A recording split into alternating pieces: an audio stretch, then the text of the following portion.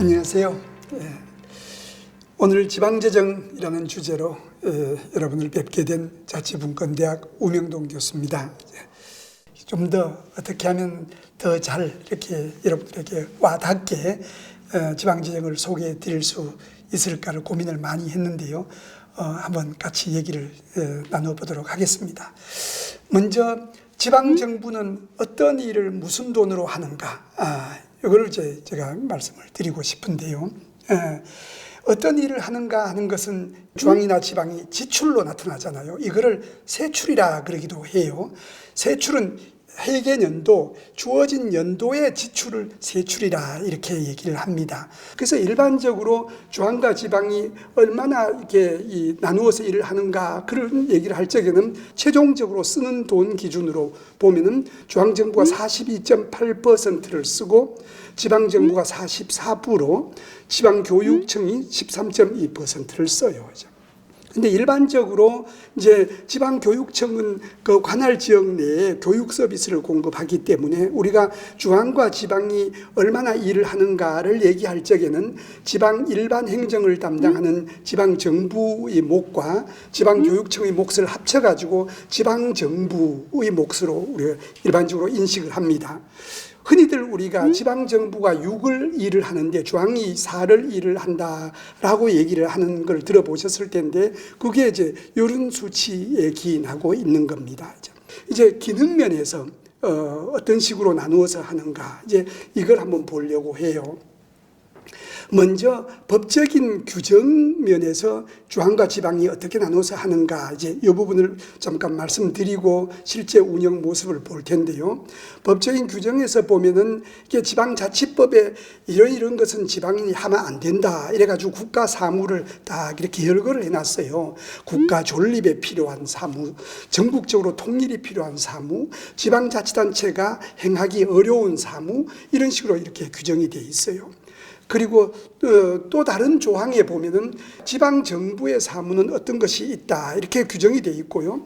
지방자치단체도 광역단체가 있고 기초가 있잖아요. 그래서 광역은 어떤 일을 하고 기초는 어떤 일을 한다 이렇게 기준이 딱 제시가 되어 있어요.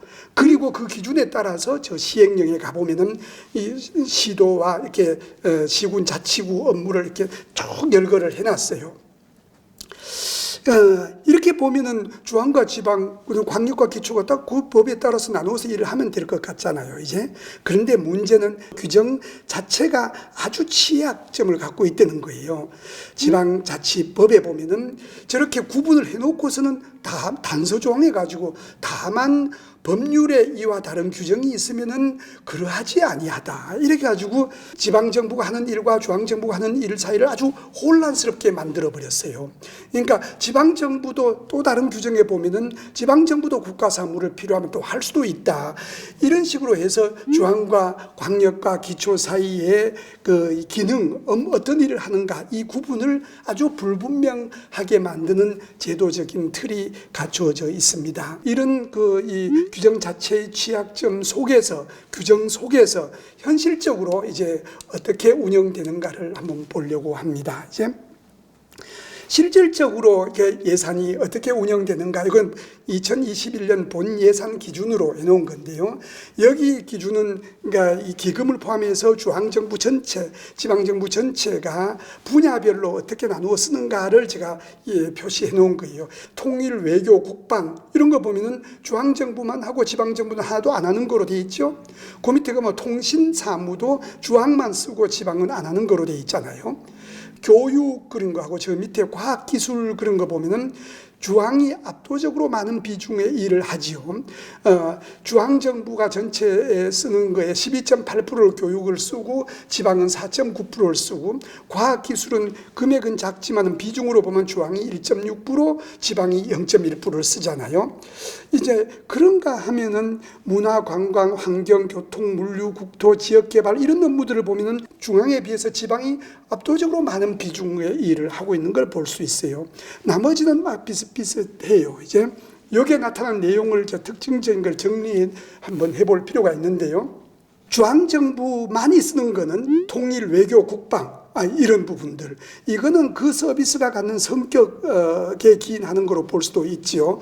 그리고 법에서도 그렇게 규정이 돼 있지요. 이제 요거는 법적 사무 배분에 기인한 거로 볼 수 있어요. 근데 주황이 상대적으로 많이 쓰는 과학기술 부문 이런 걸 보면은 과학기술 이걸 개별 지방정부가 하기가 좀 그렇잖아요. 과학기술 지원 업무라는 것은 주로 범국가적인 사무이기 때문에 그러하다 이렇게 볼 수가 있을 거예요. 근데 교육 부문이 주황이 지방에 비해서 저렇게 많이 사용하고 있는 것은 이거는 주황이 마치 교육을 이렇게 많이 교육 서비스를 공급하고 지방은 작게 공급을 하고 이런 것 같이 숫자로 보면 느껴질 수 있는데 이건 전혀 그러하지 않아요. 아까 그 많은 금액의 대부분이 주황정부가 지방교육비 특별회계로 이렇게 돈을 이전시켜 주는 돈이에요.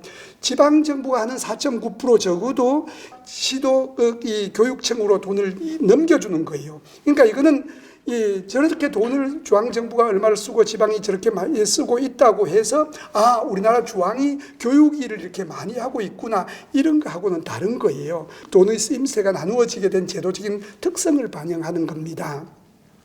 그리고 지방이 많이 쓰고 있는 문화관광, 환경, 교통, 지역개발 이런 거는 그 자체가 지역적 성격이 강한 사무라는 점을 반영하고 있는 것으로 볼 수 있을 거예요.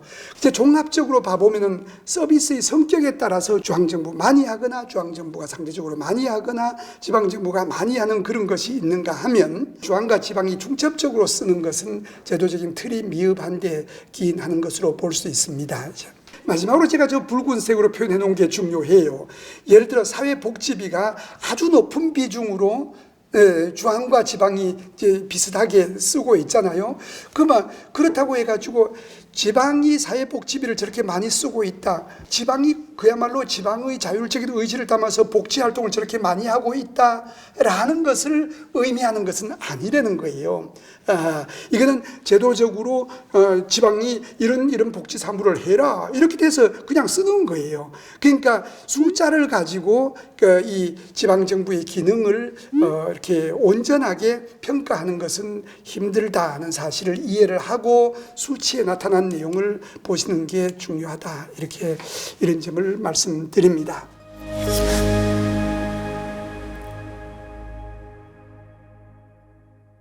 조금 아까는 이제 이 세출 총액 기능면을 가지고 지방정부의 살림살이를 봤는데요. 이제는 재원을 가지고 한번 봐봐요. 중앙정부는 하나잖아요. 근데 지방정부는 243개가 있어요. 그런데 지방정부는 그 위에 중앙정부가 있어요. 그래서 지방정부의 수입은 자체 수입과 의존, 이전 수입 이렇게 두 가지로 구성이 되어 있고 그런데 중앙정부는 전부 이게 자체 수입인 거예요. 이게 다른 점이에요. 그 비중도 커요. 이전 수입을 보시면은 이게 자체 수입보다 비중이 더 높아요. 그런데 지방 교부세 그런 게 하고 보조금 그런 게 있잖아요. 교부세 그런 것은 그냥 주면서 너희가 마음대로 써라 이렇게 꼬리 달리지 않는 돈을 원칙적으로 그래요. 사실은 좀 다른 측면이 있습니다. 그러니까 그런 돈이고 보조금은 여기 이런 일에만 써라 이렇게 꼬리를 달아서 주는 돈인데 어쨌든 중앙에서 주는 돈 이전 수입 저게 차지하는 비중이 자체 수입보다 더 높다. 이게 지방재정 운영의 자율성과 관련해서 아주 중요한 의미를 내포하고 있는 그런 통계 자료입니다. 이제는 세금만 가지고 한번 봐봐요. 세금을 보면은 우리나라의 전체 세금이 25개가 있어요. 그 중에 중앙정부가 걷는 세금이 14개, 지방정부가 걷는 세금이 11개가 있어요. 그런데 그걸 중앙정부가 걷는 세금을 국세, 지방정부가 걷는 세금을 지방세, 이것도 그렇죠. 지방은 국가가 아닙니까? 그죠? 그런데 이거를 중앙정부가 걷는 거는 국세라 그러고 지방정부가 걷는 건 저 멀리 지방세. 이제 다루는 법도 그래요. 중앙정부 재정 활동을 다루는 법은 국가재정법, 지방정부가 다루는 그 재정 활동을 다루는 법을 지방재정법. 이게 아직도 집권적 국가 운영의 틀이 이런 그 법들 이름 명칭, 세금 명칭에까지 아직도 남아 있어요. 이건 좀 이 부수적인 얘기입니다만은 그래서 국세라고 얘기를 한다는 점을 염두에 두시고 국세가 14개가 있는데 국세통계연보라든가 이런 자료에 보면은 내국세와 관세 이랬는데 분명히 내국세인데 이제 내국세 통계에 안 잡히고 별도로 나와 있는 세금이 두 개가 있어요. 종합부동산세, 주세. 예, 그거는 왜 그러냐 하면 종합부동산세는 중앙정부가 걷기는 걷는데 중앙정부가 1원도 안 써요. 전부 지방정부에게 나눠줘요. 부동산 교부세라는 이름으로. 또 주세도 중앙정부가 걷는 세금이기는 하지요. 그런데 그 전액을 중앙정부가 1원도 안 씁니다. 국가균형발전특별회계라는 장부를 통해 가지고 전부 지역에다 주는, 지방정부에다 주는 용도로 쓰는 세금이에요. 그리고 그 밑에 목적세라는 게 있잖아요. 그거는 교통, 에너지, 환경세, 교육세, 농어촌 특별세 이런 것들이 있는데 그거는 주어진 목적에만 쓸 수 있도록 이렇게 나누어져 있어요. 이 나머지 세금은 전부 내국세라 그래서 소득세, 법인세, 소비세 이렇게 구분이 되어 있습니다. 그런데 지방세는 좀 구분이 좀 특별해요. 이제 몇 가지로 나눠서 볼 필요가 있는데요. 지방세는 우선에 지방이니까 광역지방이 있고 기초지방이 있잖아요. 그래서 광역세와 기초세로 일단 나누어져요. 그래서 광역도 도가 있고 광역시가 있잖아요. 그 세금 구분이 틀려요. 시군에 5개 세금을 이제 배정을 해놨어요. 주민세, 재산세, 자동차세, 지방소득세, 담배소비세. 그 나머지는 도에서 걷어요. 그런데 광역의 경우에는 자치구에 딱 2가지, 딸랑 2개를 줬어요. 이제 재산세, 등록면허세. 서울에 자치구 25개가 있는데 그 몇십만 명 되는 자치구가 있잖아요. 그런 자치구의 경우에는 세금을 딱 2가지 걷어요. 재산세, 등록면허세. 이것만 가지고 일을 하는 거예요. 나머지는 전부 광역시에서 걷어요. 이제.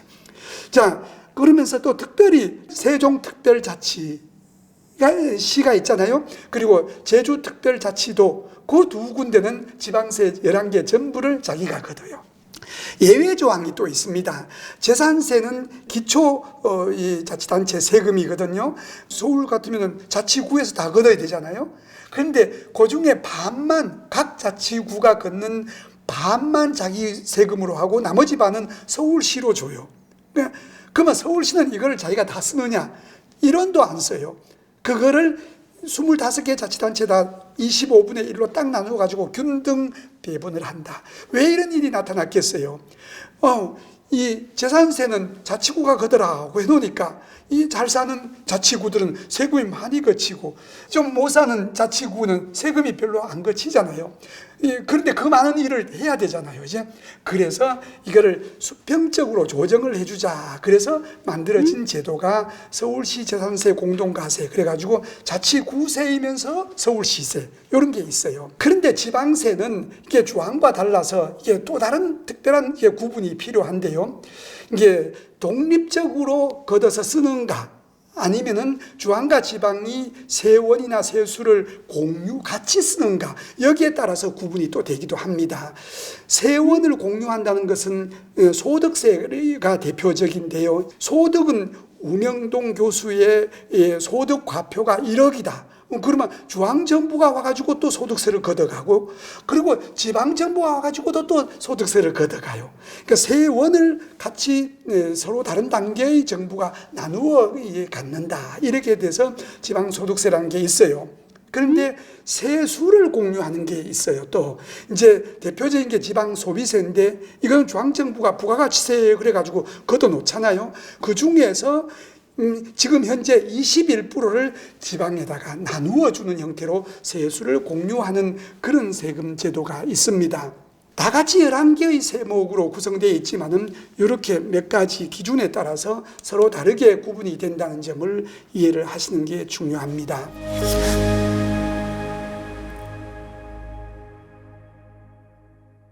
어떤 과세 대상 활동을 중앙정부에게 줄 것인가, 국세로 줄 것인가, 이제 어떤 거는 지방세로 줄 것인가, 이걸 정하는 원칙이 있어요. 이제 현실적으로 딱 맞지는 않아도 큰 틀이 있는데 그 원칙이 전통적인 원칙이 있고 요즘 변화되는 추세가 있는데 전통적인 원칙을 보면은 주민 부담상으로서 지방정부가 해주는 그 공공서비스의 편익에 상응하게 대가를 내기가 편한 그런 세금, 응익 원칙에 상응하는 세금은 지방세로 해라. 능력에 따른 응능 원칙에 적합한 세금은 중앙정부에 주어라. 이렇게 원칙이 돼 있어요. 그 다음에 세수상의 원칙, 그래서 저기에 세수의 안정성, 세원 분포의 지역적 보편성, 과세 대상의 지역적 정착성 이렇게 해놨잖아요. 자, 이게 지방정부는 중앙정부에 달라서 제공하는 서비스가 지방 주민들의 생활과 보다 밀접한 관련이 있는 생활 밀착형 서비스를 제공해요. 가로등 서비스를 한다든가 소방 서비스를 공급한다든가 이런 것들은 지역 주민들의 생활과 아주 밀접한 관련이 있는 거잖아요. 그런데 세금이 많이 거치면 불을 환하게 켜주고 세금이 안 거치면 불을 꺼버리고 세금이 잘 거치면 상하수도를 잘 공급해주고 안 거치면 문을 닫아버리고 이렇게 할 수가 없잖아요. 그래서 안정적으로 지방 서비스를 공급하게 하기 위해서 세금도 상대적으로 안정적으로 거칠 수 있는 세금을 지방에 줘라. 그러니까 거기에 비해서 경기가 좋으면 많이 거치고 안 좋으면 조금 거치고 필요하면 많이 거둘 수도 있고 적게 거둘 수도 있고 이런 탄력적이고 신축적인 세금은 중앙정부에 줘라. 이게 대표적으로 소득세, 법인세, 소비세 이런 거예요. 세원 분포의 지역적 보편성 그랬는데 예를 들어 이런 걸 보세요. 자, 법인이 어느 동네는 법인 활동이 많은 데가 있고 어느 동네는 기업이 하나도 없어. 그런 데다가 법인세는 지방이 걷어서 써라. 이러면은 법인이 많은 쪽에는 세금이 많이 거치고 법인이 없는 쪽에는 세금이 하나도 안 거칠 거 아니에요? 자, 이런 세금을 지방에 줘가지고는 지방 재정이 운영이 되겠습니까? 이제 그래서 이게 세원이 지역적으로 널리 두루 보편적으로 이제 산재돼 있는 그런 세금은 지방에 주고 이제 그러지 않는 세금은 중앙에 주자. 이제 이런 원칙이 나오게 된 거예요. 재산 같은 경우는 어느 지역에나 땅이 있고 집이 있잖아요. 물론 재산 가치에 따라서 차이는 있지만 완전히 보편적인 세원은 없지요. 상대적으로 소득이나 법인 같은 그런 활동에 비해서는 그러니까 널리 두루 있는 그런 보편적인 세금은 지방에 주자. 이런 원칙이 정해져 있던 거예요. 세무 행정적으로도 지방정부가 기술적으로 걷기가 쉬운 것은 지방에 주고 전국적인 힘이 필요한 것은 기술이 필요한 것은 중앙정부에 주고 이렇게 하려는 거지요. 이런 원칙에 잘 적합한 지방세가 토지, 가옥 등에 부과되는 재산세였던 거죠. 옛날에는 수익세 이런 형태였어요. 요즘은 재산세 그래가지고 그리고 영업세 이런 것들인데 문제는 소득 수준이 높아지고 경제가 발전이 되고 이러면서 자꾸 이 분권에 대한 욕구가 자꾸 높아지고 있단 말이죠. 그러니까 분권에 대한 욕구가 커진다는 얘기는 지방정부가 할 일이 자꾸 많아진다는 뜻이 아니겠어요? 그러면 지방정부 할 일은 많아지는데 세금은 재산세만 걷어서 해라. 이게 안 될 거 아니에요. 그래서 이제는 이 원칙도 달라져요. 이제 응능 원칙에 해당되는 거, 세수의 탄력성과 신축성에 적합한 그런 세금도 중앙과 지방이 같이 좀 더불어 쓰는 형태로 해라. 그래서 이제 지방세 체계도 소득이나 소비세의 비중이 점점 높아지는 형태로, 이건 우리나라만이 아니고 세계적인 추세예요. 우리나라도 지방자치가 시작되고 난 이후에 점점 분권화 추세가 이렇게 가속화되고 있잖아요. 분권화 추세가 강화되면서 지방정부가 해야 될 일이 많아지다 보니까 2010년에 지방소득세를 만들어요. 2010년에 지방소비세도 만들어요. 그리고 지방소비세가 만들어질 때는 처음에 부가가치세 대비 5%만 지방에 주라 그랬는데 2020년 작년 21%를 지방에 주는 거로 이렇게 비중이 자꾸 높아져 있어요. 그런데 내년에는 더 올려주려는 거예요. 2.7%, 그 다음에는 1.6% 더 올려주라고. 이런 식으로 지방소득세, 소비세 비중이 점점 높아지는 추세를 보이고 있다. 우리도 분권화 추세에 부응하는 세계적인 변화를 따르고 있다. 이렇게 요약을 해볼 수 있겠습니다. 지금까지 수치를 가지고 중앙과 지방이 얼마나 많은 돈을 서로 나누어 쓰는지, 그리고 기능별로는 어떻게 서로 나누어서 수행을 하고 있는지를 대비해 가면서 지방정부의 살림살이를 살펴봤습니다. 우리 선생님들께서 지방지정을 이해하는 데 조금이라도 더 많은 도움이 되었으면 좋겠습니다. 감사합니다.